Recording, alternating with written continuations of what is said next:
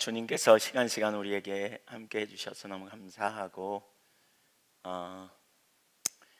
하나님만 하실 크기의 일들 우리 가운데 다 보이시고 또 알게 해주시기를 사모하고 갈망합니다.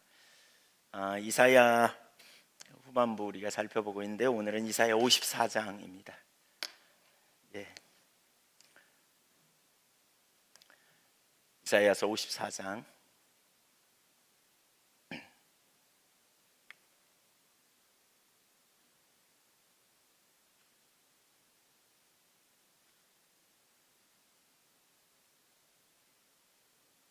우리 같이 볼 텐데 그 이사야 전체가 그렇듯이 그 역사적 배경을 가지고 있죠. 북왕조 이스라엘의 멸망과 남왕조 유다의 멸망, 그 역사적인 배경으로 하고 있고요. 이스라엘 백성의 멸망이 하나님께 신실하지 못한 징벌이라고 분명하게 가르칩니다. 그러나 그럼에도 불구하고 이 징벌은 그것으로 끝나지 않고 구원으로 이어질 것이다. 그래서 그 구원은 이스라엘의 구원만이 아니라 더 나아가 열방의 구원, 모든 민족들의 구원으로 확대될 것을 예언하는 말씀이죠. 이사야 1장부터 39장까지는 북왕조 이스라엘의 멸망과 남왕국 유다의 말기적 시대적 배경을 가지고 있다면 40장부터 55장까지는 포로기 시대를 역사적 배경으로 두면서 예언하는 그러한 장면이라고 말할 수 있고요. 56장부터 66장까지는 기원하여 새 성전을 짓는 시기를 역사적 배경으로 이렇게 예언하고 있다. 그러니까 미리 이러한 예언을 했다는 게 사실 놀랍고요. 한편으로는 하나님께서 우리에게 성경을 통해서 말씀하시는 바가 얼마나 놀라운가, 이런 부분을 우리가 볼 수 있습니다. 이사야 후반부의 회복은 이중적인 회복이다, 이제 예언이다, 이런 표현 우리 많이 나눴죠. 우선 이스라엘의 회복과 구원을 얘기하는 거라고 그랬죠. 포로로 잡혀간 그들에게 하나님께서 계속 믿음을 갖게 하시고 너희를 구원해낼 거다, 너희를 인도해낼 거다, 이렇게 말씀했어요. 이것은 메시아를 통한 완전한 구원과 회복을 예표하고 있는 구절이죠. 더 나아가서 그런데 이것은 그리스도 예수 안에 있는 무리를 통해 이루어질 유업이라고도 표현하고 있어요. 54장 17절을 먼저 한번 좀 볼까요? 17절, 그 종에 대한 이야기가 되게 많이 나오는데 여기 17절은 이렇게 말하죠. 같이 읽습니다. 너를 치려고 제조된 모든 연장이 쓸모가 없을 것이라. 일어나 너를 대적하여 송사하는 모든 혀는 내게 정죄를 당하리니 이는 여호와의 종들의 기업이요 이는 그들이 내게서 얻은 공인이라. 여호와의 말씀이니라. 여기 그렇게 말하고 있잖아요. 여기 종들의 기업, 이는 여호와의 종들의 기업이요 이는 그들이 내게서 얻은 공인이라. 여호와의 말씀이니라. 이렇게 말하고 있어요. 네. 그 1절부터 17절 여기 쭉 말하고 있는 그 내용에 뭐냐, 종들의 기업이다, 이렇게 표현하고 있거든요. 이는 그랬어요. 그 앞부분에 모든 그러한 하나님의 약속이 종들에게 주어진 기업이다, 이렇게 말하고 있어요. 종, 그러면 여호와의 종으로 우리가 53장에서 살폈죠. 52장 13절부터 살폈죠. 그 누구예요? 여호와의 종은 고난받는 종, 메시아, 그렇죠? 근데 여기 54장 17절에서 종들이 이는 여호와의 종들의 기업이라 그랬어요. 종들은 누구냐? 예수 그리스도 안에 신실한 믿음의 사람들, 오늘날로 말하면 신약의 교회인데 남은 자들이라고 말할 수 있는 신실한 믿음의 종들, 교회를 가르쳐요. 교회에 주신 유업이라고 말할 수 있는 거예요. 신실한 믿음의 사람들이라고 말할 수 있어요. 그러니까 그 로마서 8장 17절도 한번 보실래요? 로마서 8장 17절. 예수 믿는 자들에게 하나님께서 주신 유업이 뭔지 여기 나옵니다. 같이 읽어볼까요? 시작. 자녀이면 또한 상속자 곧 하나님의 상속자요 그리스도와 함께한 상속자니 우리가 그와 함께 영광을 받기 위하여 고난도 함께 받아야 할 것이니라. 우리가 그리스도인으로서 예수 그리스도 안에서 우리는 하나님의 자녀가 된 거죠. 그래서 우리가 상속자가 되었다는 거예요. 누구의 상속자? 하나님의 상속자. 그러니까 하나님으로부터 우리는 상속에 참여할 그 자격이 있어요. 예수 그리스도를 믿음으로. 왜? 우리가 하나님의 자녀가 되었으니까. 자녀가 되었으니까. 그럼 보통 우리가 그 상속을 생각할 때 어떻게 해요? 자녀가 5명이면 n분의 1, 5분의 1씩 이렇게 나눠 갖는 게 상속이잖아요. 근데 여기서 말하는 상속자는요, 거기 너희가 자녀이면 상속자 이렇게 말하는데 다시 올려줘 보세요. 그 구절. 우리가 상속자인데 그리스도와 함께한 상속자 이런 표현이 있어요. 영어 성경에 보면 코헤어라고 말하고 있어요. 공동 상속자예요. 단독 상속자가 아니라 공동 상속자. 무슨 얘기냐? 이런 거예요. 그리스도가 받아요. 하나님이 그리스도께 주셔요. 받아들이신 그리스도께 주어요. 그러면 우리는 그리스도 안에서 그리스도에게 주어진 유업이 우리의 유업이 된다는 거예요. 의미 이해하시겠어요? 그러니까 그리스도께 주어진 약속이 그리스도 안에 있는 신실하게 그리스도를 의지하는 하나님의 백성들에게 주어진 유업이라는 말이에요. 그 유업. 그러니까 사실 그 메시아에게 주어진 약속이 우리가 그리스도와 함께한 공동 상속자로서 그리스도에게 내가 그리스도께 속했기 때문에 받는 유업이라고 할 수 있어요. 그래서 여기 17절에 있는 여호와의 종들의 기업이라 이 말은 신약의 교회에 준 기업이다 이렇게 표현할 수 있어요.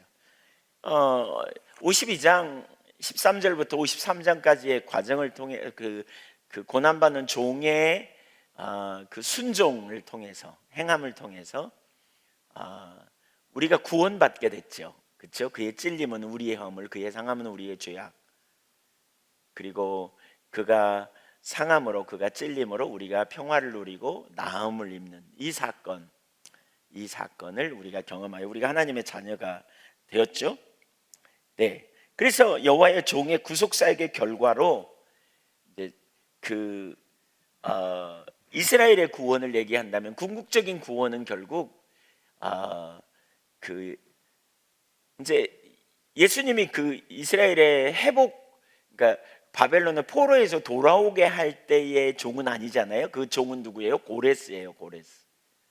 근데 그 고레스가 1차적인 그 이스라엘의 구원, 포로에서 돌아오게 한 종이었다면 궁극적인 그 종은 누구냐? 예수 그리스도죠. 메시아를 통해서 구속사역을 이룬. 근데 그 구속사역의 완성은 바로 메시아를 통한 예수 그리스도를 통한 구원 사역이죠. 그분이 흘리신 보혈, 속건제물이 되셔서 우리가 짊어져야 될 모든 죄를 담당하시고 또 우리가 진 빚을 탕감해 주는 일을 하심으로 제사장으로서 피를 뿌려서 친히 속죄제물이 되셔서 우리의 모든 죄를 대속하시고 누구든지 예수를 믿는 자들에게는 하나님의 자녀가 되고 구원에 이르게 되는 궁극적인 회복. 그래서 예수 그리스도를 믿는 믿음 안에 열방이 주께로 돌아오게 되는, 유대인뿐만이 아니라 이방인, 유대인 차별이 없이 예수 그리스도를 믿음으로 열방이 주께로 돌아오게 되는 놀라운 축복이 주어진 것이라고 할 수 있죠. 그래서 하나님의 백성들에게 누릴 약속이고 또한 유업이 되는 것을 우리가 기억해야 돼요.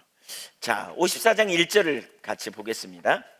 54장 1절 보겠습니다. 이게 놀라운 하나님의 약속입니다. 신약의 교회에 주시는 약속이라고 할 수 있고요, 오늘 우리에게 주시는 약속이라고 할 수 있습니다. 우리가 먼저 예수 그리스도를 믿음으로 구원을 얻었고 그 믿는 무리들이 모인 공동체가 교회라면 그 공동체 안에 속한 자들에게 주시는 하나님의 약속인데, 보세요.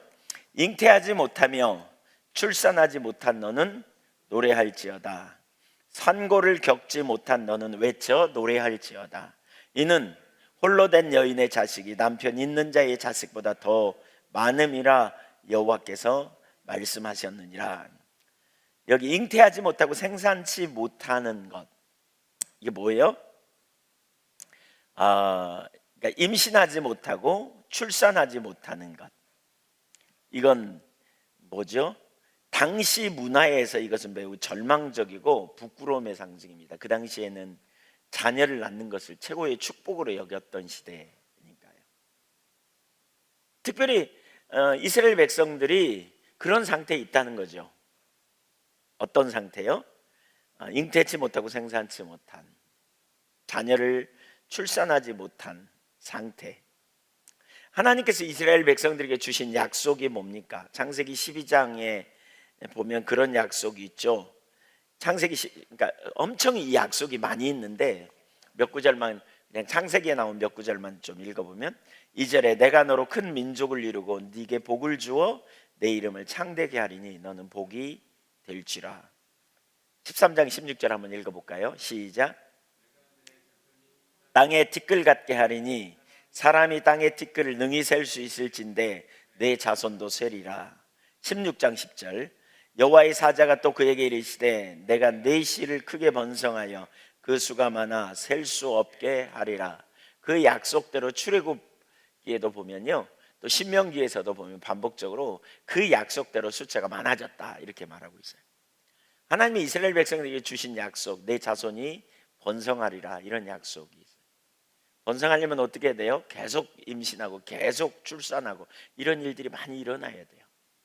근데 그렇게 안 됐다는 거예요. 이제 그쳤다는 거예요. 그게 더 이상 그 하나님 행하시는 크고 놀라운 역사들이 더 이상 나타나지 않았다는 거예요. 이제 끝났다는 거예요. 그런 일이 더 이상, 태문이 열리는 일이 중단됐다는 거예요. 더 이상 바벨론의 포로로 잡혀간 상태, 수치를 겪고 있는 상태, 다 흩어져 버리고, 무엇보다 여기서 말하는 더 이상 나타나지 않는다, 여기 생산치 못한다, 잉태치 못한다, 그 말은 출산하지 않는다, 그 말은 이스라엘 백성들이 출산했을까요? 안 했을까요? 포로로 잡혀갔다고 출산 안 했겠어요? 했겠죠? 예, 임신도 했고 출산도 했을 거예요. 근데 여기서 말하는 의미는 뭐예요? 진실로 하나님을 경외하는, 하나님을 사랑하는, 하나님을 신뢰하는 믿음의 세대가 없어졌다는 거죠. 더 이상 세상적인 방법에 휩쓰이고 그냥 인본주의적인 삶을 살고 하나님을 잊어버리고 이방 문화에 젖어서 혼합주의에 빠져있는, 어쩌면 이런 현실을 얘기한다고 말할 수 있어요. 더 이상 하나님을 경외하는 세대가 없는, 태문이 열리지 않는 현실, 포로로 잡혀가 있는 영적인 상태, 심각한 상황이라고 할 수 있어요. 이것은 어쩌면 오늘날 이 시대의 우리들의 모습과 비슷하다라는 생각을 해봐요. 신앙생활을 오래 하지만 더 이상 기도응답도 없고 주님 안에서 참된 기쁨과 만족도 없고 오히려 억압이 가득하고 삶의 태문은 닫혀있고 환경적으로는 눌려있는 현실, 사실 죄를 이길 능력이 없는, 세상을 이길 능력이 없는 그러한 상황이 아닌가 싶어요.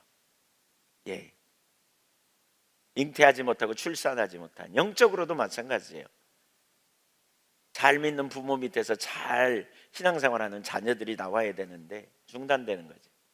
끊어지는 거죠. 더 이상 신앙생활에 어떤 회복이 일어나지 않는, 오늘날 교회 가운데 다음 세대가, 젊은이들이 없는 교회들이 얼마나 많은지 몰라요. 심각한 상황이에요. 주일학교 없는 교회들이 얼마나 많은지 몰라요. 정말 주일학교가 없다는 말은 무슨 얘기예요? 젊은이들이 교회를 떠났다는 거예요. 중직자의 자녀마저도 심지어 신앙생활을 안 하는 형태로 멀리 가버린 모습들을 너무나 쉽게 많이 볼 수 있다는 거죠. 심각한 상황.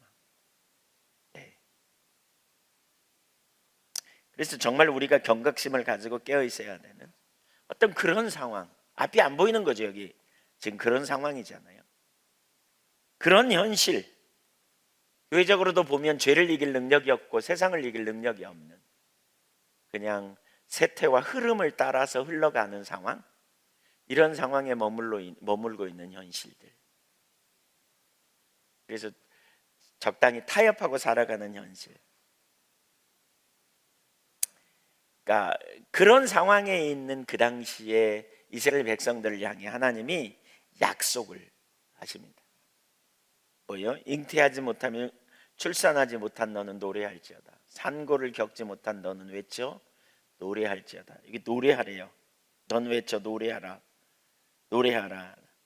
여기 란니라는 히브리어인데요. 기뻐 소리쳐라. 큰 소리로 부르라. 이렇게 말해요. 불임의 여인이 아이를 낳는 일이나 산고의 고통은 경험할 수 없는데 이스라엘 백성들에게 아이는 하나님께서 허락하신 복을 상징하는, 따라서 자녀를 낳지 못하는 것은 복이 끊겨버린 상태, 하나님의 간섭이 끊긴 상태, 하나님의 돌보심이 없는 상태를 상징하는 거죠. 그래서 불임의 여인들은 그것을 큰 수치로 여기고 괴로운 삶을 살았습니다. 그런데 이제 그 불임, 아이를 낳지 못하는 여성들을 향해 기쁨으로 소리를 높여 노래하라 이렇게 명령하고 있습니다. 이와 같은 명령이 주어지는 대상은 이스라엘 백성들이죠. 우선적으로 이스라엘 백성들이 다시 회복될 거다, 다시 하나님의 간섭이 있고 다시 하나님께서 운행하시고 다시 저들을 돌보고 임재하시고. 여러분, 왜 교회 가운데 이렇게 교회가 쇠퇴하고, 오늘날 교회도 마찬가지고요, 개인의 삶도 마찬가지예요. 왜 교회가 다음 세대가 없어집니까? 점점. 왜 교회가 부모 세대인데 자녀 세대는 교회를 떠나는 상황이 됩니까? 뭐라고 생각하세요? 원인이 어디에 있다고 생각하세요? 하나님의 임재가 거친 거예요. 하나님의 임재가 형식적인 신앙으로 있지만, 부모님은 예수님을 만났는데, 하나님을 만났는데 자녀는 못 만난 거죠. 그래서 어렸을 때 교회에 오고 왔다 갔다 하긴 하는데 하나님 못 만나니까. 저는 사실 개인적으로 되게 두려운 게 그거더라고요. 우리 주일학교 중고등부만 해도 마찬가지고요, 사나리 학교도 마찬가지고요, 진짜 하나님의 임재가 없이 예배드리는 거, 사역자들이 경각심을 가지고, 선생님들이 경각심을 가지고 깨어 있어야 되고요, 하나님 임재가 있는 예배가 돼야 돼요. 제가 설교자로서 그 목회를 처음 시작하면서 설교를 잘하면 사람들이 변화된다 이런 얘기를 참 많이 듣잖아요. 설교를 못해서 안 변화된 것도 있겠지만 진짜 설교를 잘 준비해가지고 서도요, 하나님 뒷받침 없으면 꽝이더라고요. 그걸 알았어요. 결국 누가 하셔야 돼요? 주님이 하셔야 돼요. 주님이 하셔야 돼요. 정말 하나님의 임재가 있어야 돼요. 하나님이 함께 하시면 말씀이 들려요, 깨달아요. 하나님 말씀으로 만나주세요. 말씀을 왜 성령, 보혜사 성령님이 우리 가운데 뭐 하시는 일 중에 하나가 그거잖아요. 내가 너희에게 모든 것을 가르치고, 내가 너희에게 가르친 모든 것을 가르치고 생각나게 하리라 그랬잖아요. 이게 무슨 얘기예요? 적용시킨다는 거예요. 말씀을 생각나게 해서 적용시켜 주신다는 거예요. 설교는 하나님이 주신 말씀을 전하지만 성령께서 적용시켜 줘야 역사가 일어나요.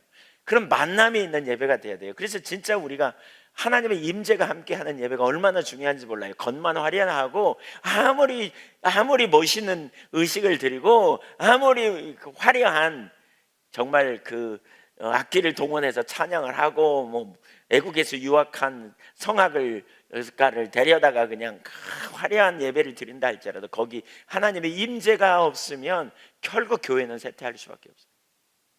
능력을 상실해요. 가정도 마찬가지고 개인의 삶도 마찬가지. 그래서 갈망이 있어야 돼요. 왜 하나님 찾으라고 자꾸 그러는지. 뭐 어떤 분은 가끔 불만조로 그렇게 얘기해요. 혹시 그런 말 하셨으면 회개하세요. 목사님 맨날 하나님 찾으랄만 해, 결론은 똑같아, 이렇게 말하는 분들이 있어요. 하나님 찾으시면 제가 맨날 그러겠어요? 안 찾으니까 그렇지. 왜요? 우리가 하나님 찾으면 하나님 오신다 그랬거든요. 너희가 나를 구하면 내가 너희를 만나주겠다 그랬어요. 근데 형식적인 신앙으로 전락하는 거죠. 습관적인 신앙으로 전락하는 거죠. 임재가 거친 거죠. 능력이 상실되죠. 왜 이런 일이 있어요? 왜? 주님의 임재가 상실돼서 그래요. 오늘날 사실 우리가 심각하게 생각해 봐야 돼요. 심각하게. 많은 분들하고 얘기해 보면 그런 표현을 해요. 전도하기가 진짜 어려워요. 요즘 정말 어려워요. 제가 어느 날 이런 생각이 들더라고요. 그 장사하거나 뭐 이렇게 사업하는 분들 얘기를 들어보면요, 경기가 어려워요. 어제 오늘의 얘기가 아니에요. 수없이 들었어요. 경기가 요즘 어렵거든요. 얘기. 경기는 언제나 어렵고요, 전도도 언제나 어려워요. 교회가 개척되고 세워지는 거 언제나 어려워요. 물론 쉬운 때도 있었어요. 근데 어려워요. 근데 아무리 쉬워도요, 하나님이 뒷받침해야 쉬운 거지, 하나님이 안 하시면 아무 일도 안 일어나요. 결국 우리에게는 누가 필요해요? 주님이 임하셔야 돼요. 아멘. 예, 주님이 임하셔야 돼요. 주님이 임하셔야 돼요. 정말 영적인 회심은 누가 해요? 물과 성령이에요. 물과 성령으로 해요. 우리는 복음을 전할 뿐이에요. 변화되게 하시는 분은 하나님이세요. 주님의 임재가 거치면 얼마나 치명적인지 몰라요. 교회 가운데, 예배 가운데, 설교 가운데 하나님의 임재가 거치면 끝장이에요. 아무리 화려한 예배, 아무리 화려한 좋은 시설을 가지고 모인다 할지라도 하나님의 임재가 없으면 여러분 정말 아무것도 아닙니다. 강한 능력으로 우리 가운데 임하시기를 사모하고 갈망해야 돼요. 근데 이제 노래하래요. 노래하래요. 왜요? 왜요? 거기 이렇게 말하죠. 1절을 다시 보세요. 거기 뭐라 그랬어요? 네. 이는 홀로 된 여인의 자식이 남편이 있는 자의 자식보다 많음이라. 여호와께서 말씀하시죠. 홀로 됐는데 어떻게 자식이 있어요? 남편이 있는 자의 자식이 있지. 무슨 얘기야? 하나님이 하신다는 거야. 하나님이 전적인 하나님의 역사를 얘기하는 거죠. 이 예는 누구를 가르쳐요? 사라의 예와 하갈의 예를 말하는 거죠. 홀로 있는 자의 자식. 이게 무슨 얘기예요? 사라가 아이를 낳을 가능성이 없는데 하나님이 약속하시니까 주시죠. 약속의 때가 되니까 주셨죠. 바로 이삭을 통해 하나님의 유업이 이루어졌다, 그 말이잖아요. 하갈을 통해 이루어진 게 아니잖아요. 철저하게 하나님을 신뢰하는 믿음의 세대를 통해 하나님이 일해가시는 역사들. 그러니까 하나님이 오시겠다는 거예요. 이스라엘의 회복은 하나님이 오셔서 간섭하시고 역사하심으로 일이 일어나는 거예요. 왜 우리의 삶에 문제가 있는가 여러분 직면해야 돼요. 저는 목회자로서 어떤 때 교회가 뭐가 잘 안 돌아가고 설교를 해도 어쩌면 예배를 드려도 별로 감동도 없고 은혜도 못 받고, 그건 뭘 저는 어떻게 생각하느냐? 저는 그 하나님 앞에 정말 애통합니다. 왜 하나님 안 하십니까? 뭐가 문제입니까? 라고 구합니다. 뭐가 문제입니까? 우리 찬양하는 분들도 하나님 임재가 없으면 그냥 누구 탓, 악기 탓 이런 게 아니고 하나님 뭐가 문제입니까? 찾아야 돼요. 예배 가운데 하나님의 임재가 함께하고 우리 가운데 하나님이 역사하시고, 가정에도 마찬가지예요. 여러분 가정에 하나님이 함께 하십니까? 여러분의 삶에 하나님만 하실 크게 일들이 있습니까? 주님이 우리에게 주신 약속이 뭐예요? 세상 끝날까지 내가 너와 항상 함께 있으리라 그랬어요. 주님이 여러분을 어떤 일로 부르셨다면, 그 하나님의 목적에 여러분을 사역으로 부르셨다면 뭐예요? 그냥 네가 가서 죽을 똥살똥 해봐, 나는 여기서 구경하고 있을 테니까, 이거 아니잖아요. 주님의 마음이, 목적이 있는 곳에, 주님의 행하시는 일에 우리가 동참하면 주님이 일하신다고요. 주님이 행하시는 일이 아닌 곳에 내가 있으니까 나 혼자 가서 그냥 혼자 하다가 그냥 하나님 도와주지도 않아. 그리고는 사역했는데 막 죽을 똥살똥 하는 거죠. 그래서 우리는 순교했다 그러는데 나중에 주님이 가면 너 혼자 주님이 그러실지도 몰라요. 난 관심도 없는 일에 너는 가서 괜히 개죽음하더라 이럴 수도 있어요. 무슨 얘기인지 아시죠? 하나님의 행하시는 일을 우리가 보고 따라가야 된다는 게 그거라고요. 하나님 행하시는 일에 가서 있어야 주님의 뒷받침이 있고, 그래야 놀라운 역사가 나타나요. 이번 주일날 살펴볼 건데, 안디옥에 사람들이 갔잖아요. 일부는 유대인에게 전했어요. 대부분의 사람들은, 소수는 이방인에게 전했어요. 헬라인에게. 근데 하나님이 어디서 뒷받침하셨어요? 헬라인에게 뒷받침하셨어요. 여기서 일 안 하셨어요. 하나님 여기서 일하셨어요. 여기에 폭발적으로 교회가 부흥하는 거예요.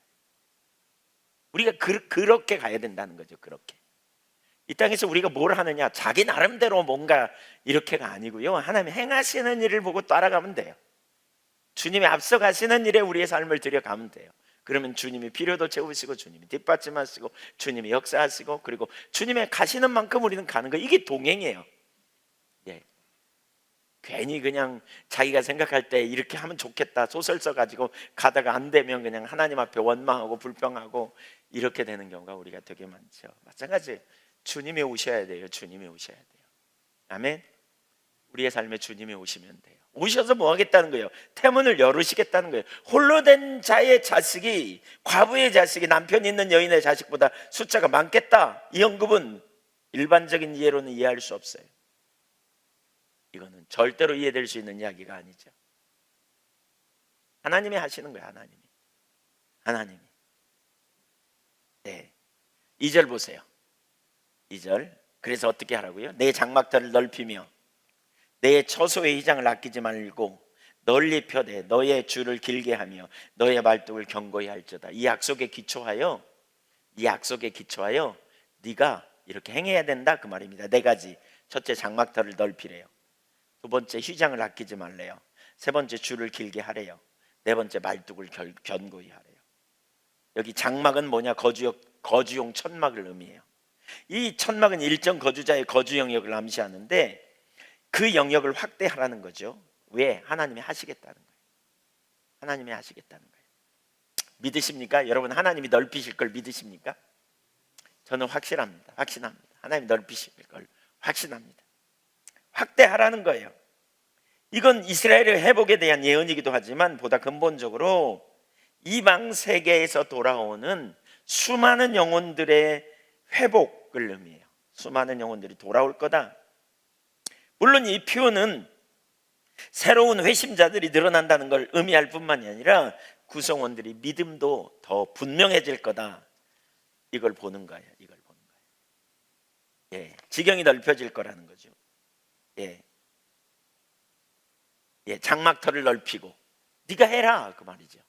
준비하는 거예요. 예, 끈을 넓게 하라, 휘장을 아끼지 말라, 줄을 길게 하라, 말뚝을 견고히 하라. 하나님 행하실 일에 대한 기대감이죠. 믿음으로 나가는 거죠. 믿음으로. 하나님 어떻게 행하실지. 저는 이 중에 하나가 일꾼을 준비하는 거라고 봐요. 휘장을 넓히고 장막터를 넓히고 전략을 세우는 거죠. 특별히 하나님께서 저는 분명히 우리에게 이런 약속을 주실 거라고 믿어요. 아니, 이런 일을 성취하실 거라고 확신해요. 어떻게 확신하냐? 조금 뒤에 보면 알아요. 뒤에 그 약속을 제가 확신해요. 이게 우리에게 주신 약속이라고 저는 확신해요. 모든 교회에 주셨지? 네, 맞아요. 그런데 특별히 우리에게 주셨다는 확신이 있어요. 저는. 어떻게 확신하냐? 좀 뒤에 보세요. 뒤에 설명할게요. 아이고, 뒤에 설명할 시간이 많지 않겠네요. 시간이 금방 갔네. 예, 이 확신이 있어요. 저는 이 중에 하나가 일꾼을 세우는 거예요. 일꾼을 세우는 거라고 생각해요. 잘 세워진 일꾼들, 준비되어지는 거죠. 터를 넓히는 거예요. 여기 모일 수 있는, 또 가르칠 수 있는, 세울 수 있는 이런 일들 견고히 하는. 자, 그 다음에 3절을 보겠습니다. 3절, 그 결과입니다. 2절 명령의 이유와 근거입니다. 왜 장막터를 넓히고 왜 휘장을 아끼지 않고 줄을 길게 하고 말뚝을 견고히 해야 되느냐, 왜 그러느냐? 3절 이유를 말합니다. 시작. 이는 내가 좌우로 퍼지며 내 자손은 열방을 얻으며 황폐한 성읍들을 사람 살 곳이 되게 할 것임이라. 여기 보세요. 명령의 이유와 근거 뭐예요? 사방으로 퍼질 거라는 거죠. 네가 좌우로 퍼지며 너의 영향력이 확대될 거라, 그 말입니다. 내 자손 열방을 얻게 될 것이다. 좌우로 퍼지며 동서남북 어느 방향을 가릴 것 없이 폭발적으로 퍼지게 될 거다, 그 말입니다. 퍼지다, 여기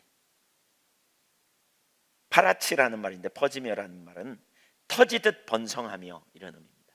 폭발하듯 번성한다.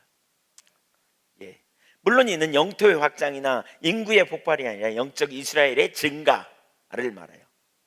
많은 사람들이 하나님께로 돌아오게 될 것에 대한 약속이라는 거죠. 마치 사도행전에 우리 봤잖아요. 사도행전에 무슨 일이 있었어요? 예루살렘에 핍박이 오니까 어떻게 해요? 그냥 그 타는 모닥불을 끄려고요 팍 때렸더니 마침 부는 바람에 그냥 샥 날아가 가지고 막 온 유다는 말할 것도 없이 사마리아 이방 멀리까지 그냥 확 퍼져버렸잖아요. 이런 역사들처럼 하나님의 나라가 넓혀지고 하나님의 뜻이 이루어지는 놀라운 일이 일어날 거다. 믿으십니까? 여러분, 이런 역사들이 나타날 거라는 거예요. 이런 역사들이. 그리고 그러한 역사들이 일어날 때 황폐한 성읍들, 훼손된 땅들, 그걸 의미하죠. 이스라엘의 영적인 그런 타락된 영혼들이 다시 회복되는 놀라운 역사. 부흥입니다. 부흥. 강력한 하나님의 부흥이 임할 거다. 그런 일들이 일어나게 될 거다라고 말하고 있는 거죠. 열방을 향해 나가는 하나님만 하실 크게 일들을 이루는, 너무나 놀라운. 그럼 이 약속이 누구에게 주어지는가? 이 약속이 앞에서 우리가 봤지만 이 약속은 누구에게요? 신약의 교회에 주신 약속이다 그랬어요. 이사야 57장에서. 이 약속은 근본적으로 누구예요? 여호와의 종, 메시아에 대한 약속이죠. 메시아를 통한 구원의 약속. 근데 57절에 보면 신약의 종들에게 주신 약속, 또 이스라엘에 주신 약속이라고, 당대의 약속이라고 말할 수 있어요.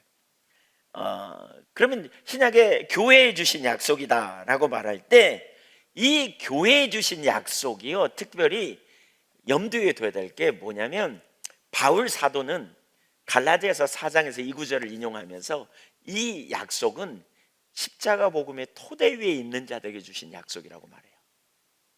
갈라디아서 4장 21절 이하를 보세요. 여러분 피세요. 이거 성경을 쭉, 이건 펴야 돼요. 갈라디아서 4장 21절 이하를 펴보세요. 왜냐하면 이걸 쭉 읽어가면서 31절까지 설명할 거니까. 갈라디아서 4장 21절. 이렇게 말하죠. 우선 내게 말하라, 율법 아래에 있고자 하는 자들아 율법을 듣지 못하였느냐. 그러니까 그 당시에 갈라디아 교회가 3장에 보면 어리석도다 갈라디아 사람들아 그러면서 예수 그리스도께 십자가에 못 박히신 게 너희 눈앞에 밝히 보이거늘 누가 너희를 꾀더냐, 그러면서 율법주의에 빠져있는 이스라엘 백성들을 강력하게 책망해요. 그래서 4장 19절에 바울 사도가 내가 너희를 위하여 다시 해산하는 수고를 한다. 그러면서 참 신앙이 뭐냐? 십자가의 복음의 토대 위에 있어야 된다. 십자가의 복음은 뭐예요? 율법주의와 대변되는 거죠. 율법주의는 뭐예요? 행위를 통해 의롭게 되려는, 자기 행위를 통해, 자기 노력을 통해. 그래서 율법주의에 빠진 사람의 가장 주된 특징 중에 하나가 뭐라고요? 자기의 행위를 자꾸 초점을 둔다 그랬죠. 그래서 나를 바라보면서 내가 좀 나으면 우월의식을 가져요. 못하면 죄책감을 가져요. 이걸 다른 말로 표현하면 육신을 의지한다 그랬죠. 그러니까 육신을 의지하는 사람은 자꾸 자기 자신을 의지해요. 바라봐요. 내가 좀 뭔가 잘하면 난 우월의식을 갖고 자부심을 가져요. 자기를 의롭다고 생각해요. 그런데 상대적으로 죄를 짓고 실패하고 넘어지고 이런 일이 있으면요, 죄책감에 팍 눌려요. 그러니까 둘 중에 하나예요. 죄책감에 맹 눌리든지, 많이 눌리든지, 아니면 반대로 자부심, 우월의식, 교만하든지, 내가 남보다 나아 그러면서 판단하고 상대적인 우월의식에 빠져갖고 다른 사람 우습게 여기든지. 바리새인들이 그랬잖아요. 뭐예요? 일회에 2번씩 금식하고 소득의 11조를 드리나이다. 저 세리와 같지 않음을 감사하나이다. 이렇게 다른 사람을 판단하고 깎아내리면서 자기들은 상대적으로 우월의식을 갖는. 또 반면에 어떤 자기보다 더 나은 사람이 오면 그 앞에서 죄책감을 느끼겠죠. 난 그렇게 못 사네, 이런 죄책감. 이게 육신을 바라보는, 의지하는 사람이고, 이게 율법주의에 빠진 사람이에요. 십자가의 복음을 의지하는 사람은요, 진정한 복음을 의지하는 사람은 자기를 보는 거 그만둔다 그랬죠. 로마서 7장 24절에 바울 사도가 이렇게 말해요. 오라 나는 비참한 사람이다. 왜? 내 속에 선함이 없대 하나도 없다. 로마서 7장 24절에 나는 곤고한 사람이로다. 누가 나를 이 사망에서 건져내랴. 항복입니다. 항복. 여기 올라오네요. 항복. 나는 곤고한 사람입니다. 누가 나를 건져내랴. 항복. 자신에 대한 기대감이 없어. 나는 죽은 자야. 하나님의 법에 의하면 난 죽었어. 난 끝장이야. 이제 난 지옥 가야 돼. 그러다가 뭐예요? 자기에 대한 기대감이 없으니까 누가 날 건져내랴. 여기서 예수님을 발견한 거죠. 그래서 예수님이 오셨구나, 이걸 발견해요. 이걸 발견한 사람은 25절에 뭐라 그러냐, 우리 주 예수 그리스도로 말미암아 하나님께 감사하리로다. 왜 감사하냐? 내가 여기 보세요. 그런즉 내 자신이 마음으로는 하나님의 법대로 살려고 해. 근데 내 육신으로는 죄의 법을 섬겨. 감사할 일이에요, 죽을 일이에요? 이거 죽을 일이에요? 네, 마음으로 막 하나님 법대로 사는데 막 육신으로 죄지어 막, 이거 보면 감사해요, 죽어요? 죽을 것 같죠? 근데 바울 사도는 감사한데 왜요? 예수님으로. 육신을 의지하는 자신의 모습을 보면 죽어요. 근데 예수님을 보니까 그래서 예수님이 오셨구나. 진짜 예수님 하시면 아니면 난 소망이 없구나. 이게 복음을 의지하는 사람이에요. 이게 십자가 복음의 토대 위에 선 사람이에요. 육신을 의지하는 사람은 내가 좀 잘하면 우월의식, 못하면 죄책감에 빠져요. 근데 발견했어, 어느 날 내 속에 선함이 없대. 하나도 없구나. 진짜 난 처절하구나. 나는 끔찍한 죄인이구나. 정말 난 절망적이구나. 누가 날 건져내랴. 자신에 대한 기대감으로 노력해가지고 잘 지키려고 하고, 안 되면 막 눌리고 또 도전하고 또 눌리고, 그러다 어느 날 항복해버렸어. 내 속엔 선함이 없다. 나는 곤고한 사람, 사망의 몸이다. 그랬더니 바로 그 순간에 자기를 위해 그래서 그리스도가 필요했다는 걸, 하나님의 아들이 이런 나를 위해 죽으셨다는 사실을 아는 거죠. 그런 다음에 실패하는 내 모습, 넘어진 내 모습을 볼 때마다 하나님께 전에는 죽었어요, 내 모습 보니까. 근데 난 이제 그리스도를 의지한 사람이야. 그러니까 예수님 때문에 너무 감사해요. 하나님, 예수님 없었으면 저 어떻게 할 뻔했어요. 나 같은 죄인 살리신 주님의 은혜, 그 십자가의 대속에 내가 너무 놀라워요. 세상과 나는 간 곳 없고 나는 예수님과 함께 구속한 주님 안에서만 내가 삽니다. 이게 복음의 십자가의 복음. 율법주의는요, 자유함이 없어요. 죄책감이에요. 상대적인 우월의식이에요. 난 맨날 판단하고요, 교만하고요, 맨날 실패하고 넘어져요. 그런데 복음을 의지하는 사람은 예수 그리스도뿐이에요. 차별이 없어요. 이 인간이나 다 똑같은 걸 알아요. 그래서 우리에게는 은혜로 구원받았어요. 은혜가 함께 있을 때 잘하는 것 같지만 은혜 거치면 나나 이 사람이나 다 똑같아. 그러니까 남을 긍휼히 대하는 거예요. 은혜가 필요한 인생이구나. 나를 위해 예수님이 오신 것처럼 이 사람도 예수님이 필요하구나. 하나님, 저 사람이 은혜 거쳐서 그래요. 은혜를 부어주세요. 이렇게 판단하고 정죄하고 욕하고 이런 게 아니라 은혜를 부어주세요 이러면서 우리가 기도하고 축복하는 자리로 가는 거죠. 가는 거예요. 자, 근데 이제 갈라디아 교회는 그렇지 않았다는 거예요. 그래서 22절 보세요. 이렇게 말하죠. 율법 아래 있고자 하는 자들의 율법을 듣지 못하느냐 그러면서 기록된 바 아브라함의 두 아들 얘기를 해요. 하나는 여종 하갈에게서, 하나는 자유하는 여자 사라에게서 아들을 낳았다. 누구죠? 이스마엘과 이삭입니다. 자유하는 여자 이삭과 종 하갈을 통해서 난 이스마엘을 얘기합니다. 여기서 상징적으로 얘기합니다. 이삭은 자유하는 여자 복음을 가르치고요, 십자가의 복음을 가르치고요, 이스마엘은 율법주의를 가르쳐요. 인본주의적인 인간의 노력을 통해서 난, 하나님의 약속을 신뢰하고 하나님의 때에 태문을 열어 난 아들이 이삭이고요, 하나님의 약속을 기다리지 못하고 인간적으로 해결하려고 해서 난 아들이 이스마엘이에요. 이 얘기예요.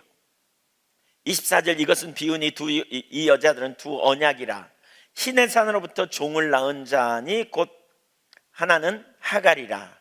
종의 언약이에요. 이건 노예 언약. 이 하갈은 아라비아에 있는 신의 산으로부터 지금 있는 예루살렘과 같은 곳이니 그가 그 자녀들과 더불어 종노릇하는 언약. 율법의 종, 그렇죠?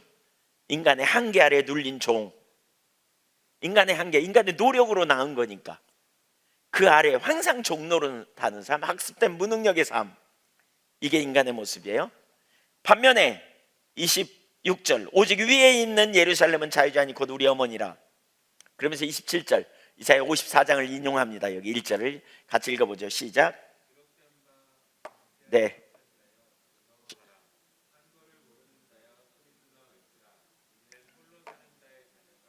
남편 있는 자의 자녀보다 많음이라 하였으니 기록된 바 어디에? 이사야 54장에 이렇게 기록돼 있다?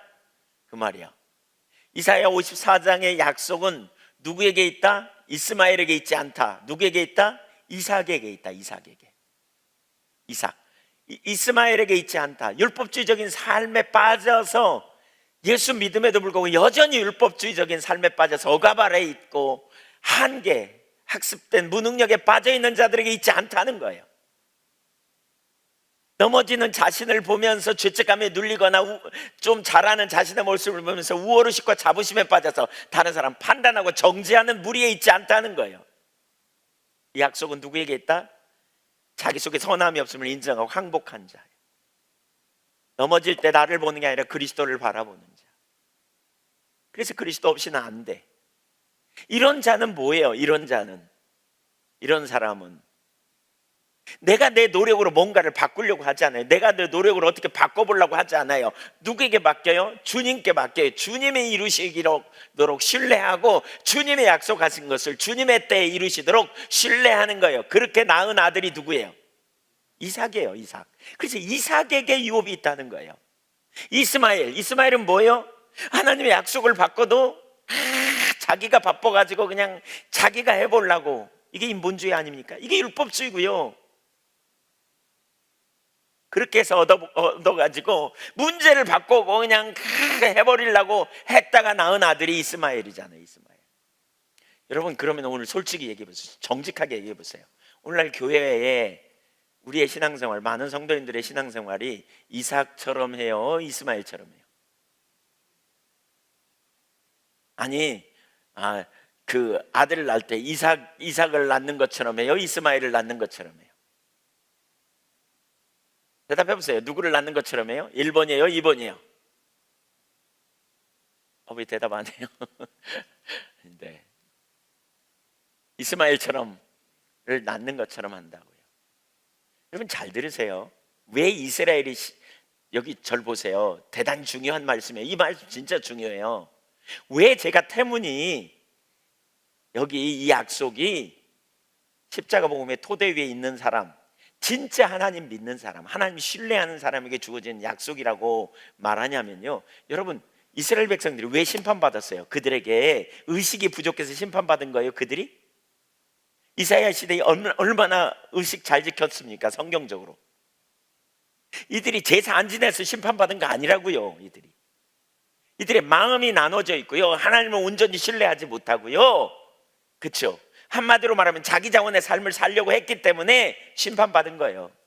그러니까 인본주의적인 방법 의지하고, 그러니까 돈을 의지하고, 오늘날로 말하면 세상을 의지하고 세상적인 그러한 방법을 따라가고, 그리고 뭔가 하나님의 기준 가운데 따라가면 손해본다고 생각하니까 인간적인 방법으로 이런저런 방법을 통해서 갔기 때문에 결국 이스라엘 백성들이 심판받은 거 아닙니까? 근데 포로의 시간을 거쳤다고 해서 여전히 똑같은 신앙에 머무른 사람들에게 유업이 주어질 거라고 생각하세요? 택도 없어요. 거기에 유업이 안 주어져요. 의식으로 본질을 대체하는 신앙에 유업이 주어진다고 생각하세요? 절대 안 그래요. 인본주의적인 길을 따라가는 사람에게 유업이 주어진다고 생각하세요? 절대 아니에요. 여기 여호와의 종들이라는 말, 이사야 54장 17절의 종들이라는 말은요, 단순히 신약의 교회 이렇게 얘기하면 우리가 오늘날 우리의 모든 교회를 생각할 수 있는데, 여러분, 교회 안에 있음에도 불구하고 억압이 가득한 현실을 우리가 기억해야 돼요. 뭘 의미하는지 우리가 봐야 돼요. 본질에 있어야 된다는 거죠. 처절한 우리 자원의 한계를 경험하고 항복하고, 그래서 나는 주님뿐이네, 오직 주님 없이는 안 돼, 주님의 말씀이 우리에게 생명이고 주님의 길을 따라가야 진정한 능력이 있음을 분명히 보고 하나님 신뢰하고, 이렇게 서는 무리들에게 주어진 약속이라는 거예요. 그래서 그 말씀을 인용하고 있잖아요. 여기 지금 이 갈라디아서 4장에 그걸 인용하고 있어요. 율법주의에는 주어지지 않아요. 여러분, 율법주의와 인본주의는 사촌인 거 아시죠? 형제예요. 그냥 사촌도 멀어요. 형제예요. 율법주의에 빠진 사람은 인본주의로 가게 돼 있어요. 왜? 내가 하려고 그러니까. 내가 하나님 제껴버리고 내가 하려고 그러니까. 입술로는 주님 믿는다 그러는데 내 힘으로 하려고 그러니까. 그러니까 내 힘으로 하려고 그러고 내 시간에 하려고 그러고 내 자원으로 나가고. 그러니까 하나님이 약속은 주셨는데, 그렇다면 약속 주신 그분이 그분의 때에 그분의 방법으로 우리에게 행하실 걸 기대하고 기다려야 되는데, 이스마엘은 그때를 안 기다리고 자기가 자기 시간에 자기 방법대로 그냥 해가지고 나가가지고 이스마엘을 얻은 거예요. 거기에 유업 없다는 거예요. 거기에 주어진 유업이 아니에요. 그래서 28절 보세요. 형제들아, 너희는 이삭과 같이 약속의 자녀라. 그러나 그때 육체를 따라 난 자가 성령을 따라 난 자를 받게 한 것 같이. 육체를 따라 났다는 말이 뭐예요? 난 자가 누구예요? 이스마엘. 성령을 따라 난 자가 누구예요? 이삭. 성령을 따라 났다는 말은 성령으로 잉태했다 이 말이 아니라 하나님의 능력으로 낳게 된 아들이라는 거죠. 그렇죠? 하나님의 약속의 때에 약속을 따라서 하나님의 때에 하나님의 능력으로 낳은 아들이 이삭이에요. 이삭. 바로 그 이삭을 성령을 따라 난 자라고 말하고 있죠. 육체를 따라 난 자가 성령을 따라 난 자를 박해했다 그랬어요. 그러니까 율법주의는 항상 복음의 토대 위에 있는 자들을 대적해요. 율법주의에 빠진 바리새인들이 예수님을 대적한 것처럼, 율법주의에 빠진 유대주의자들이 바울과 초대교회 사도들을 대적한 것처럼 그 얘기예요. 30절. 그러나 성경이 무엇을 말하느냐? 성경이 무엇을 말하느냐? 같이 읽어보죠. 시작. 여종과 그 아들을 내쫓으라. 여종의 아들이 자유 있는 여자의 아들과 더불어 유업을 얻지? 유업을 받는다 못 받는다? 못 받는다. 여러분 유업 못 받아요. 여기에 유업이 있지 않아요. 여러분 잘 들으세요. 그러니까 우리가 구약 여기 이사야서를 읽으면서 그 유업이 모두에게 주어진다, 신약의 교회에 주어진다, 그러니까 아멘 그러고 기다려.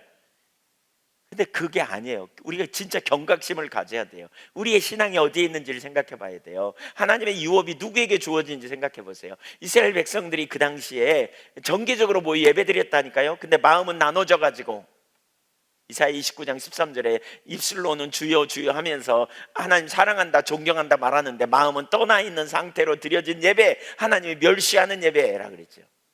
그래서 저들이 징계받고 그러한 예배가 타락하니까 하나님을 향한 마음이 떠나니까 하나님을 신뢰하지도 못하고 애굽을 신뢰하고 또 아수를 의지하고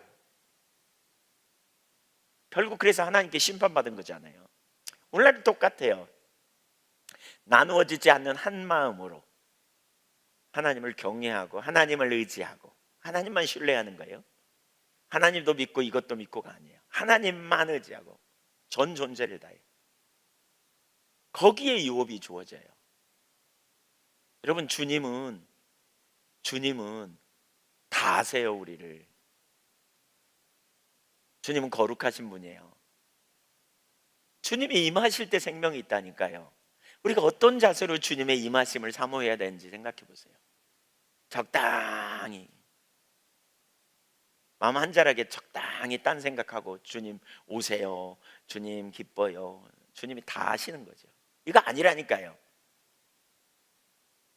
주님이 완전한 우리의 주인 되고 내가 주님을 전 존재를 다해 신뢰하고 경외하는 마음으로 살고 여기에 유업이 주어지는 거예요. 여기에 31절 보세요. 그런즉 형제들아 우리는 여종의 자녀가 아니요 자유 있는 여자의 자녀니라. 약속의 자녀라는 거죠. 우리는 뭐에? 율법주의가 아니라는 거예요. 행위를 통해 우리가 가는 게 아니에요. 여러분 육신을 의지하는 사람은 반드시 뭐예요?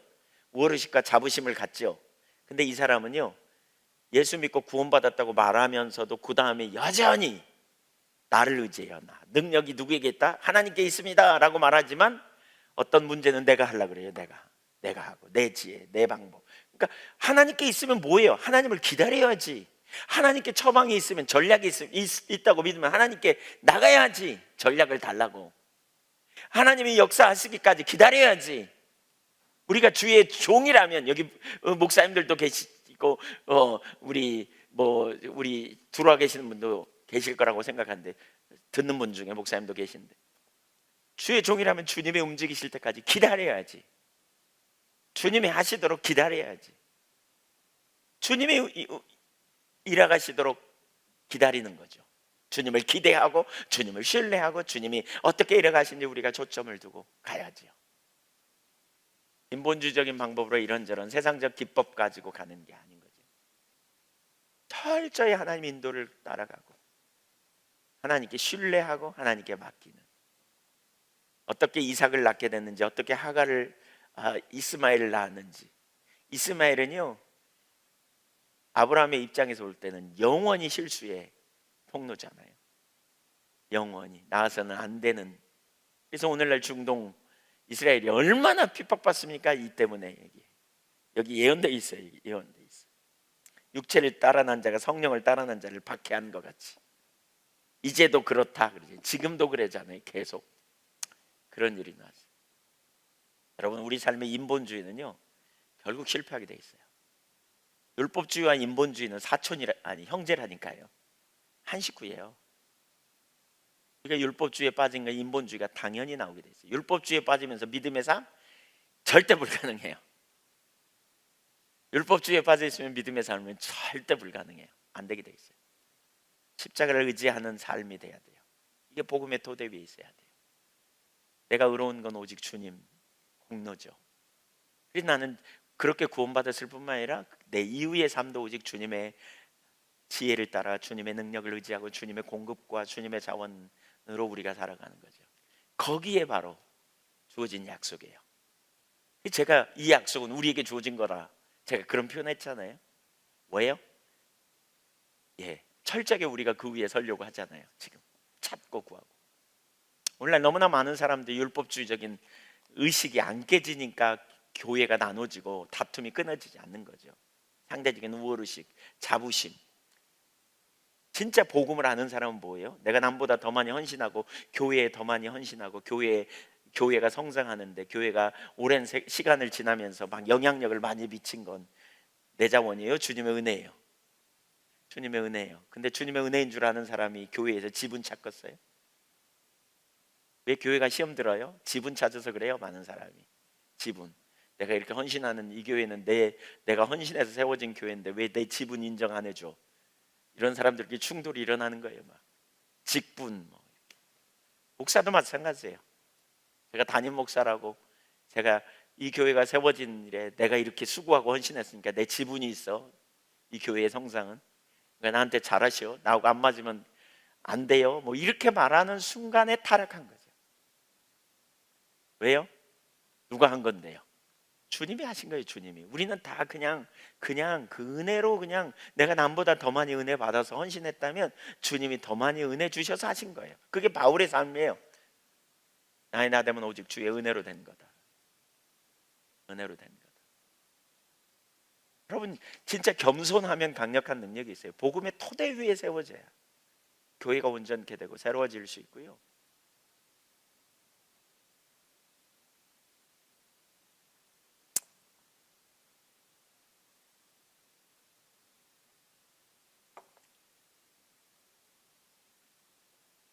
과거에 저는 지분을 꽤 생각했던 사람 중에 한 사람이에요.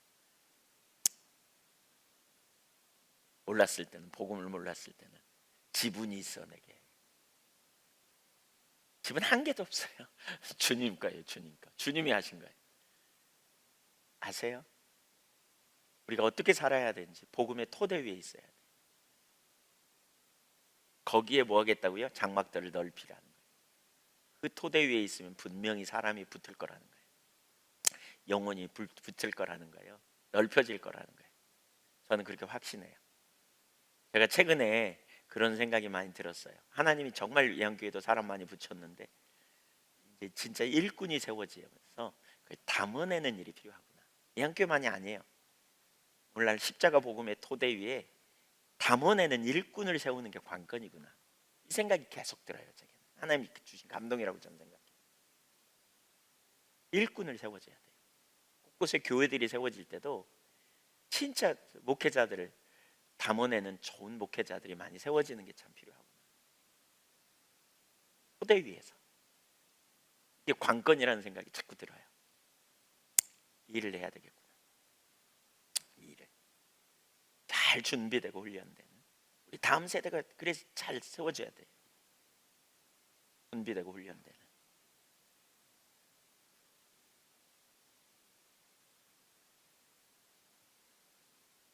너무나 놀라운 유업이 여기 있죠. 장막들을 넓히면 퍼질 것이다. 영향력이 넓혀질 것이다. 그랬어요. 이런 은혜가 우리 가운데 주어지길 간절히 소망합니다. 여러분, 참 신앙인, 그렇죠? 온전한 참 그리스도인, 하나님을 정말 존재를 다해 사랑하는 그리스도인들, 그렇죠? 나눠진 마음 말고요. 누가복음 14장에 보면 예수님이 그러잖아요. 아무든지 나를 따라오거든 자기를 부인하고 자기 십자가를 지고 나를 쫓아오느니라. 오라 그러잖아요. 나를 사랑하고 누구든지 자기를 나를 따르려거든 자기 목숨과 자기 형제와 자매와 처자와 심지어 자기 목숨까지 덜 사랑하지 아니하면 내가 올 수 없다. 그러더니 자기 십자가를 지고 자기를 부인하고 자기 십자가를 지고 나를 따를 거라. 죽어라는 거죠. 죽어라는 거예요. 너의 모든 소유도 다 내 거야. 누가복음 14장에 거기 보면 쭉 그렇게 표현하고 있어요. 다. 우리가 하나님을 사랑하는, 존재를 다해 사랑하는 이런 자들에게 주어진 이유. 거기 14장 한번 좀 찾아볼까요? 제가 말로 설명하려고 그러니까 좀 잘 안 됐는데 잠깐 한번 살펴보고 기도할까요? 누가복음 14장.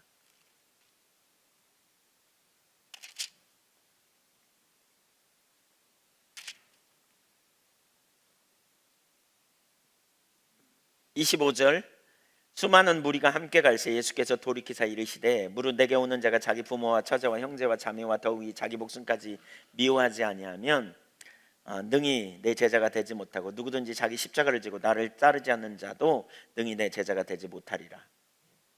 예, 뭐예요? 죽으라는 말이에요. 그러면서 28절 이하에 보면 어떤 사람이 건축할 던데 그 건축 비용을 계산해 보지 않겠냐. 또 전쟁을 할 때 하지 않겠냐, 계산해 보지 않겠냐. 그러면서 30절에 이렇게 말합니다. 33절 읽어볼까요? 시작. 이와 같이 너희 중에 누구든지 자기의 모든 소유를 버리지 아니하면 능히 내 제자가 되지 못하리라. 주님의 제자가 뭐예요? 자기 소유를 버리라는 거예요. 어디 갖다 쳐넣어라 그 말이 아니고요. 마음 안에서 내리라는 거예요. 주님께 주도권을 드리라 그러는 의미입니다. 정말 쉽지 않은 얘기잖아요. 정말 쉽지 않은 얘기예요. 우리가 주님의 제자가 되는 게 정말 쉽지 않은 얘기예요. 이건 언제 가능해요? 주님을 사랑하는 사람이 가능하고요. 주님을 신뢰하는 사람이 가능해요. 이런 말 하면 했더니 어떤 우리 과거의 청년 중에 한 명이 그럼 저는 뭐 먹고 살고요? 저는 뭐 거지대란 말이에요. 뭐 이런 식의 얘기. 그래서 제가 그랬죠. 네가 하나님을 알면 절대 그렇게 말할 수 없다. 하나님이 너를 알기 때문에 너에게 필요를 채우시고 너를 공급하시고 너에게 가장 좋은 것을 인도하시고 때로는 네가 휴가도 필요하고 때로는 네가 안락한 생활이 필요한다면 주님이 그 부분도 다 채워주신다. 그걸 모르니까 이런 말 하면 다 뺏어가려고 막 이런 생각 드는 거죠. 하나님 신뢰가 안 되면 사실 이 삶이 불가능한 거죠. 참 신앙인에게 주어지는 유업이라니까요. 하나님 정말 사랑하고 복음의 토대 위에 서는 사람에게 주어지는 유업이라니까요. 아까 그 유업은 저는 우리 예안교회가 그렇게 되기를 원하고요. 또 혹시 예안교회 성도님들 아니고 온라인에 들어와 있으면 여러분이 섬기시는 교회가, 우리 목사님들이 있으면 목사님들의 교회가 그렇게 되면 좋겠어요. 이 시대에 우리 십자가 복음의 토대 위에 하나님 새물교회 선교회에 그런 유업을 주셨다고 믿고, 아멘. 네, 같이 우리 기도 찬양 하나 하죠.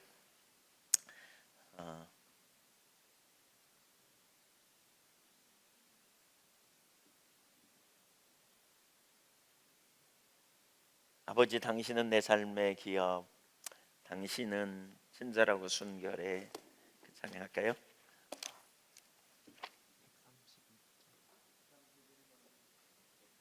번 찬양입니다. 131번 찬양입니다.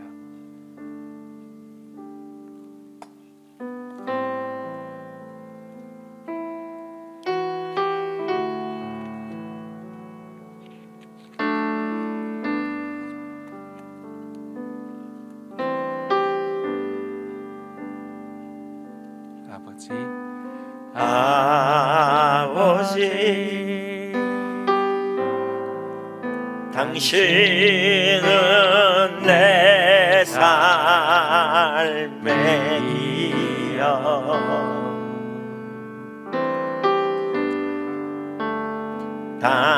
당신은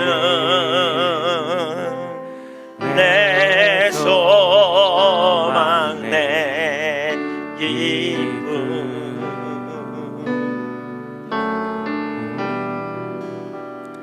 사랑합니다.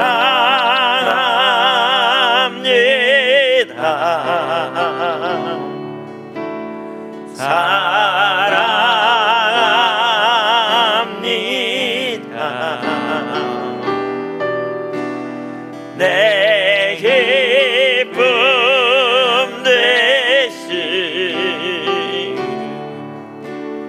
주님을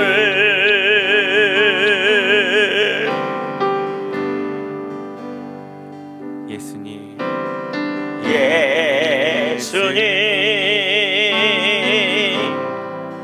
당신은 내 삶의 봄에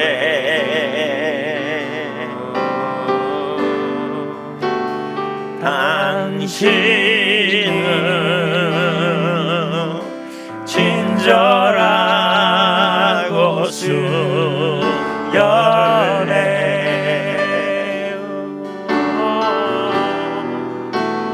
사랑합니다.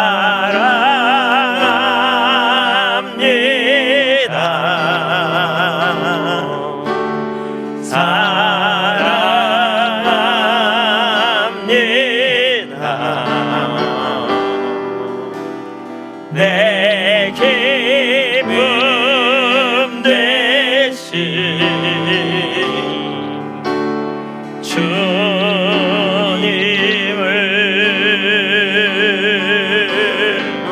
한번 다시 아버지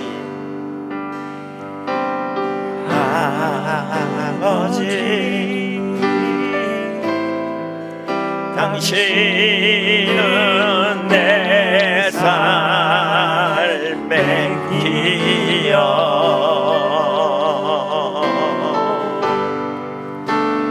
당신은 내 소망 내 기쁨 사랑합니다.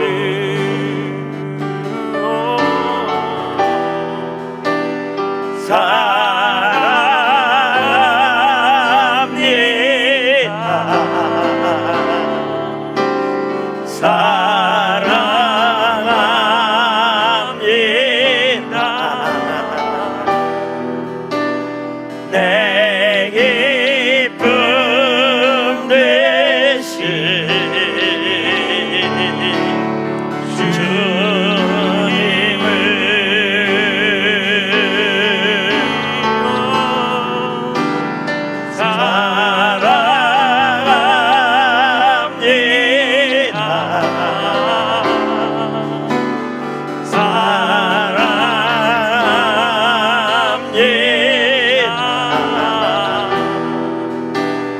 내 기쁨 되신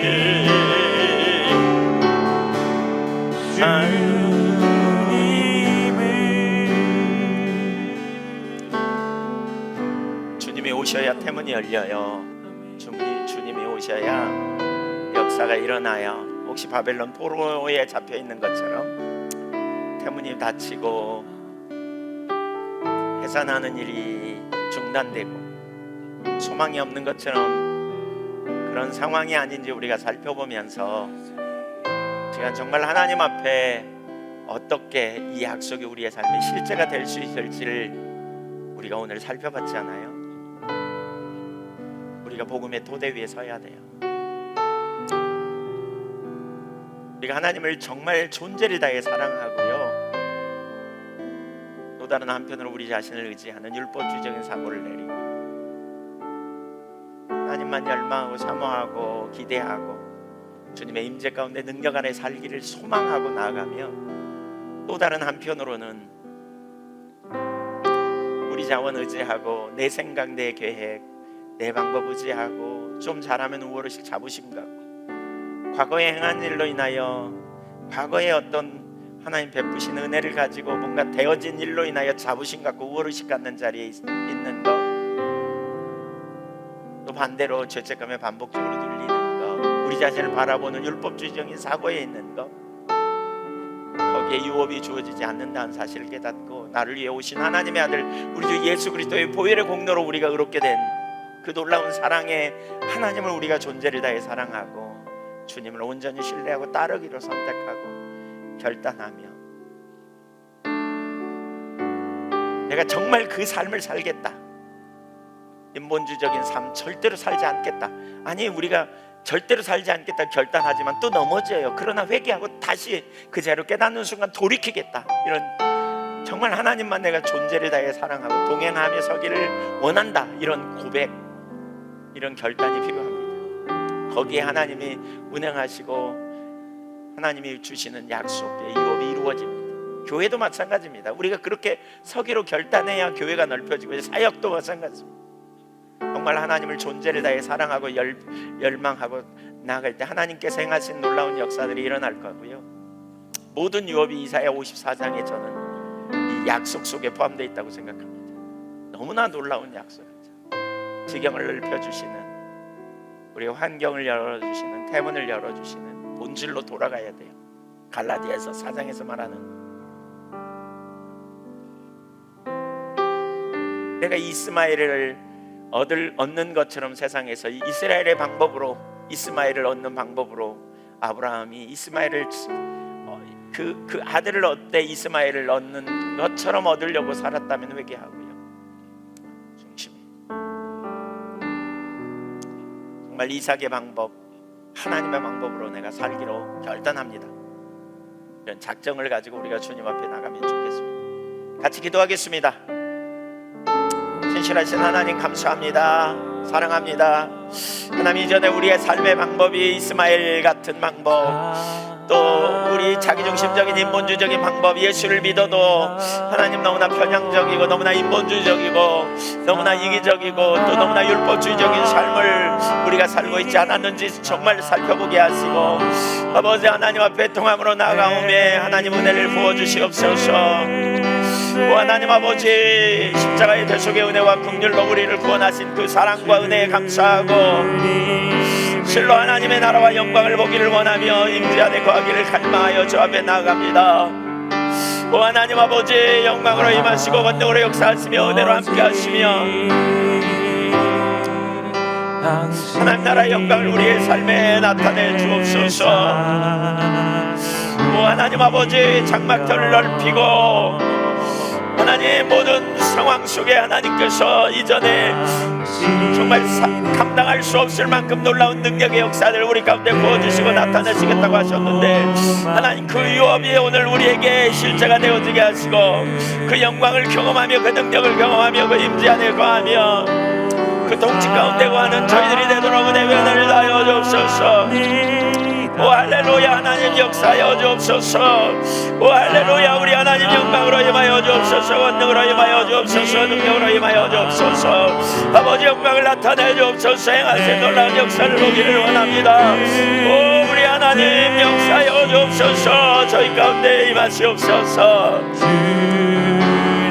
주님, 우리가 어디로 가야 될지, 회복되는지, 주님 어디에 있어야 온전히 우리의 삶에 하나님의 영광이 드러나는지, 하나님 저희가 하나님 앞에 나갑니다. 하나님, 우리에게 후손을 잃어버리고 있습니다.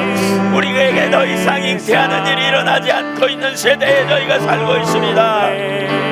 오 하나님, 은혜를 부어주시고, 오 하나님 우리 세대를 움직여주시고, 오 하나님 우리 세대를 회복시켜주시고, 오 하나님 새롭게 하시는 은혜를 우리 세대에 부어주시며 하나님의 나라와 영광을 우리 세대에 나타내 주시기를 간절히 갈망합니다.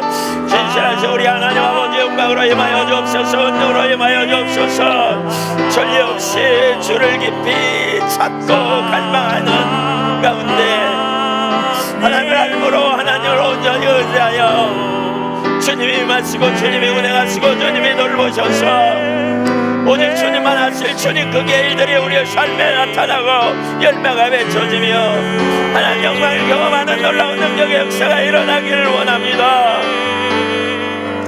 우리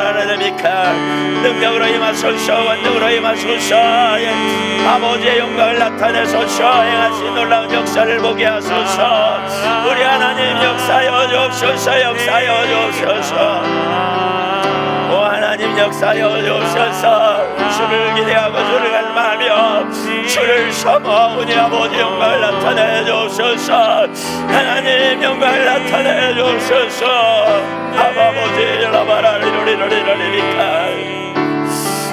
우리의 인본주의와 율법주의를 깨뜨려 주시고 복음의 진리를 성경에 인식하고 하나님이 이해하고 깨닫고 돌이켜 하나님 나라와 영광을 나타내 주시라 주에게 서도록 은혜를 부어주시옵소서 아버지 하나님 역사여 주옵소서 바바바바 야라바라리로리로리로리로리로리로리로리로리로리로리로리로리미카 오 하나님 아버지 역사하옵소서 능력의 역사를 이루시옵소서 우리 아버지 하나님 이 세대를 긍휼히 여기시고 우리를 긍휼히 여기시고 하나님의 길로 하나님의 영광을 위한 삶으로 하나님께 부하시는 길로 믿음으로 행하며 하나님 나라와 영광을 위하여 나가는 세대로 하나님 세우시옵소서 오 우리 하나님 역사 역사하여 주옵소서. 영광으로 임하여 주옵소서. 아버지 역사하여 주옵소서. 크시고 놀라우신 은혜로 세우시고 충만케 하시며 하나님 아버지 행하신 놀라운 역사를 보며 나가도록 인도하여 주옵소서. 바바바 얄라바라리라리라리라리라리라리미카 오얄라바라리라리라리라리라리라리라리라리라리라리라리미카 오직 주의 길로 행하게 하옵소서. 경외하는 세대로 세우소서. 하나님 앞에 오직 복음의 토대 위에 서서 주님의 은혜를 의지하여 살아가는 세대, 주님의 자원으로 사는 세대, 주님을 경외함으로 사는 세대, 주님의 영광을 위하여 살아가는 세대, 주의 길을 따라가는 세대로 하나님이 세워주시옵소서. 오 하나님, 우리 세대를 긍휼히 여기시고 은혜를 베푸시며 아버지 하신 놀라운 역사를 경험하며 나가도록 인도하여 주옵소서. 얄라바라리라리라리라리라리라리라리미카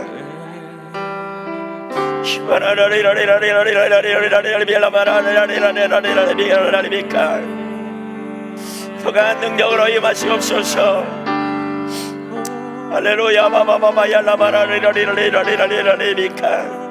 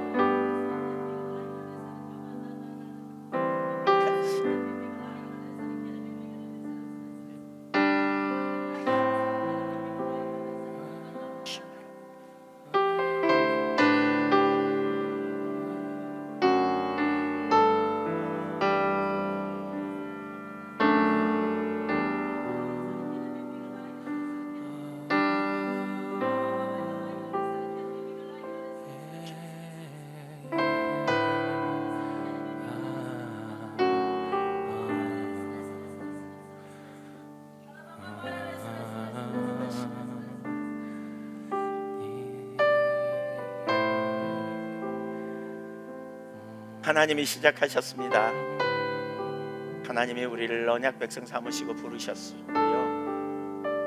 하나님이 우리에게 새롭게 하신 은혜를 붓고 계시기를 원하고, 우리가 할 일은 하나님을 사랑하고, 그래서 하나님의 영광을 위해 살기를 선택하고, 우리가 할 일은 하나님의 자원으로 사는 삶이고,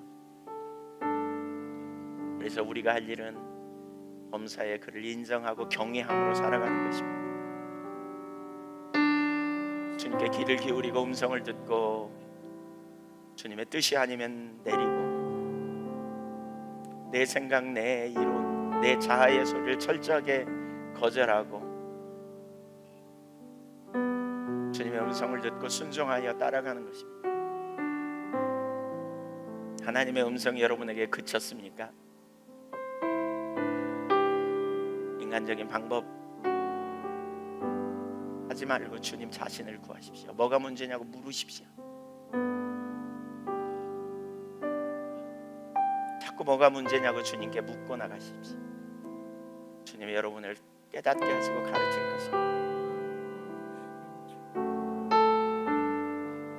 그때 주님이 우리 가운데 임하셔서 영적인 태문을 열으시고 환경을 열으시고 하나님의 길을 우리에게 보이실 것. 신실하신 하나님, 능치 못함이 없는 하나님께 믿음으로 존재를 다해 사모함으로 나가십시오.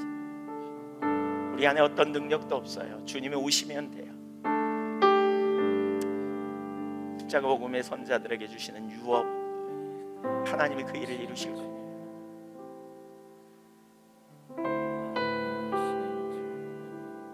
각자 기도하다가 자연스럽게 마치도록 하겠습니다.